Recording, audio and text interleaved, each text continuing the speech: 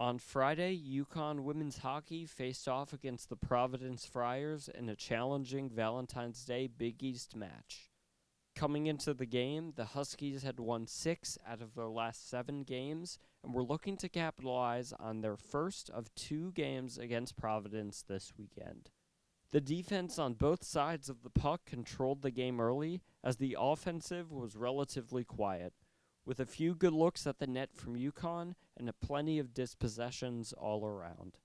Jada Habish put the Huskies on the board first, marking her 6th goal in her last 5 games, proving her significance in stores. The Friars would come back with a vengeance, scoring 3 unanswered goals in the third period, one from a power play by Sarah Davey. The Huskies could not benefit from their 2 power plays and ultimately fell short to a dominating Friar offense, resulting in a final score of 3-1. The Huskies are looking to bounce back against the Friars in their rematch in Providence on Sunday at 3 p.m. But for now, from the Toscano Family Ice Forum, I'm Spencer Randall, UCTV Sports.